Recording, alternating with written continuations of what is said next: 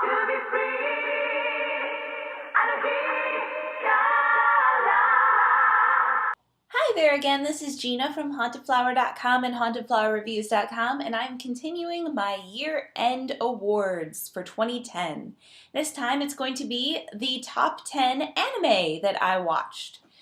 Well, not all of them actually were released in 2010. These were all the ones I consumed in 2010, so just give me some slack while I tell you about the good stuff. Number 10 is Welcome to the NHK, the complete series on DVD. This is a series about a hikikomori who is basically a real shut-in guy without a job or schooling, and he's kind of afraid to go out and talk to people, and he's gradually brought out of his shell through some interactions with his next-door neighbor and this quiet girl. It's a very, very funny series, and I enjoyed it very much. Number 9 is Evangelion 1.0, You Are Not Alone. This is the remake of the series Neon Genesis Evangelion, and what is amazing about this is that it is so condensed down, and it just shows you the good stuff, the good dialogue, the fighting scenes, bringing it together, making it easier to watch, and I can't wait to watch the next installment, which is coming out in February or March. Number 8 is Bakano. Bakano is the series about the 1930s, skipping back and forth through time. Turns out that there's while Prohibition is going on, something that you can drink that makes you immortal, and there's gangsters, and you don't know who's immortal and who isn't, and stuff's going on all at the same time, and there's funny stories and sad stories and scary stories. All good. Number 7 is Hitalia Axis Powers Season 1. This is a hilarious little series that actually takes all of the countries and makes them into stereotypes. Each country is a person, and that person is a stereotype of the country. And it takes place during the World War I to World War II era, and it's really, really silly, funny, and amazingly fast. 5-minute episodes. Fly through it in 2 hours. Number 6 is Shikabane Hime or Corpse Princess. Now, I reviewed parts 1 and 2 of this, but I'm not going to be splitting up things into which part was better than the other part.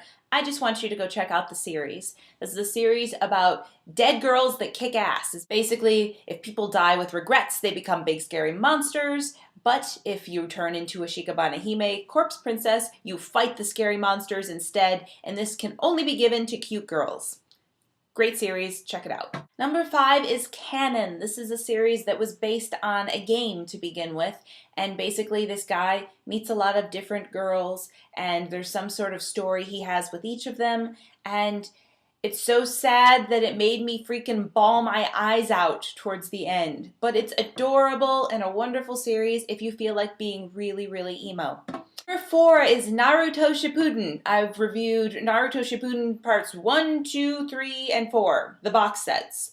That's how far I am in the series. I know 5 is coming out this month, so that review will be coming soon.